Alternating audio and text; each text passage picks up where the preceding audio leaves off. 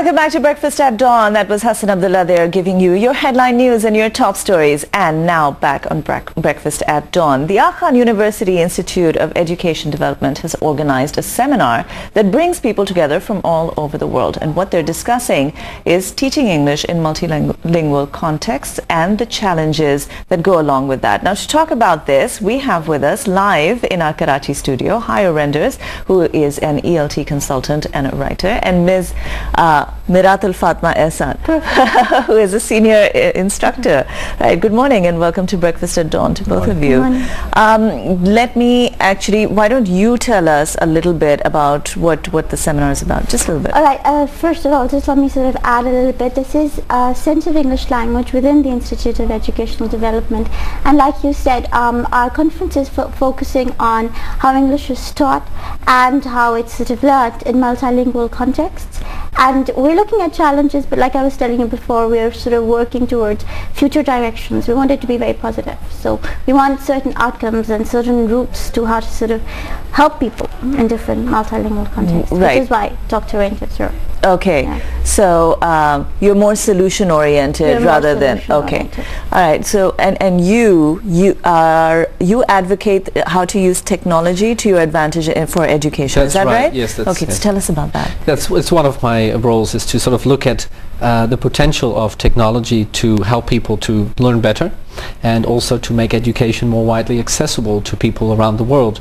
As you know, in Pakistan, many other countries, not everybody has equal opportunity to access education, and technology has great potential to bring education to people rather than having them coming to institutions and universities. So that's what I look at. Yes. Right. Now, are those effective, those degrees and diplomas that you can do online, for instance? Yes, although a lot of them are combined, so we call them blended learning. So part of the tuition is done face-to-face, but then the learners go away and study by themselves, but they're still supported through the institutions and their teachers online. So it sort of reduces the workload for the teachers and the pressure on the infrastructure, and the learners can sometimes learn while they are still working, for example, and study part-time. So it's more flexible for people to study in that way. Right. Okay. You wanted to talk about solutions, right? I did. Let's talk about solutions I then. think, and you said that we'll sort of, I think I'll talk about one of the challenges and one of the things that Dr. Reinders was discussing. One of the biggest problems that we find is the kind of conditioning our learners have regarding how to learn and being dependent on the teacher, and we all know that's because of our examination based systems, and we're hoping through ICT is one of the ways in which you sort of take them towards autonomy, you take them towards independent learning, and once you get there, I think the quality of what they are able to produce will be much better, because they learn to trust themselves, they learn to think independently, and because they'll have wider access, they'll be able to access a lot more resources, because they might be doing it in a classroom environment, or they might be doing it at leisure. Whatever, we're hoping that they will be more functional. So autonomy and thinking independently, these must be big problems here in Pakistan, right? Because you're not really encouraged in our educational institutes to do that. So how does that change? How can you change that? I think we're hoping that his talk will give us one of the, yes, no, absolutely. No, this is a lengthy process in every country that I have visited, and it takes a long time. It starts with teachers, with the educators, showing the students that they must be able to think for themselves, to learn by themselves. One of the major sort of problems with education in general, language education also, is that it's founded on the misconception that learning takes place inside a classroom. But we know from research, from my own research, many other people's research, that this is not the case. Where does it? It takes place outside the classroom, informally. People like J. Cross have done a lot of work on informal learning, and estimate that for adult learners, so we're not talking about young children, but adult learners, about 80% of what they learn outside the school, without a teacher, without a formal curriculum. They learn from colleagues, they learn by going online, they learn by buying a book and studying it by themselves, they ask their friends. It's done informally. That's how most people actually improve themselves. I see. Okay. For instance, especially if you talk specifically about a language, then it's the fluency comes with practice, with conversation. Exactly. Yes. Right. Yes. So you're emphasizing that.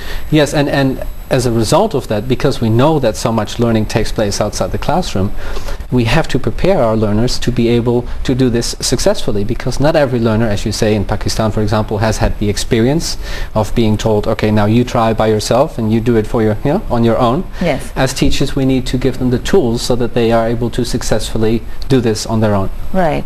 There's a lot of, in Pakistan particularly, there's a lot of rote learning that goes on, and there's a lot of... yes, absolutely. I mean, your children, as from a very young age, are just not instructed or encouraged to ask questions, right? Yeah. So the problem is really quite fundamental, in fact. It is, and I think before we sort of came on here, this is what I was discussing with Dr. Reinders, but one other thing that we would like to look at in the conference, and in general I think teachers need to look at, is also assessment practices.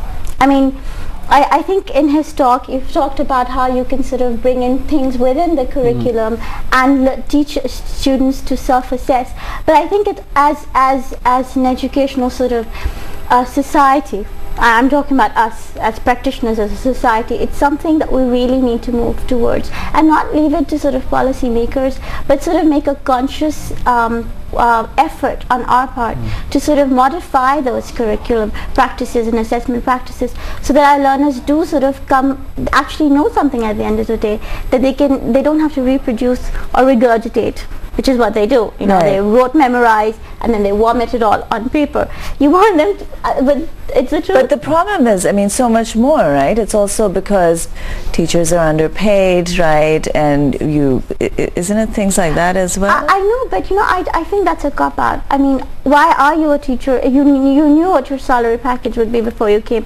I'm trying to be sympathetic, but I really think when you... But you're failing. I know, I'm failing very badly. You see, the thing is, once you decide to do something, I think you should do it to the best of your ability.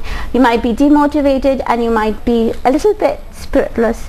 You know, by the end of it, you're just tired. But if you've taken responsibility, you can't just say, oh, they don't pay me enough, so I won't do it. I mean, that's ridiculous. What do you think about that? Have you worked in the third world, in the developing world Yes, before? although not here, but this is common in all countries. In fact, teachers are underpaid in every country around the world. Right. And as a teacher myself, I sympathize very much with what is being said. But one of the nice things and one of the positive things, focusing on the solutions rather than the problems, is that teachers are generally very passionate people. You don't become a teacher for the money. You don't become a teacher for reasons that people perhaps choose other professions. So there's a lot of goodwill. There's a lot of real passion, real desire to help people to learn. And I think it may be difficult for maybe in the situation here in Pakistan to move from a rote-based learning system to one where the learners have more responsibility. But as teachers, I think there are ways to do that. There are ways to perhaps gradually give the learners more choice and gradually show them how to learn by themselves. Not change everything from one day to the next, because that would be catastrophic. But by doing it gradually, I think we can make this happen. And training teachers, I think that's very, very important. I agree. And that's one of the things that we do at the center. But again, it's a very, like Dr. Reinders is saying, it's a very long journey for them. I've seen that with teachers, because they themselves have gone through a similar system where they're very transmission oriented. They expect it all to come from their teachers, and that change that takes place is a very difficult one. And I was telling him, they're very resistant to it. So it is a very, very lengthy process. But if you get there with the teachers, hopefully you'll get there with the students. All right. Well, thank you so much for coming to the program and talking to us this morning about this. Okay, we're going to take a very quick, short break right now, but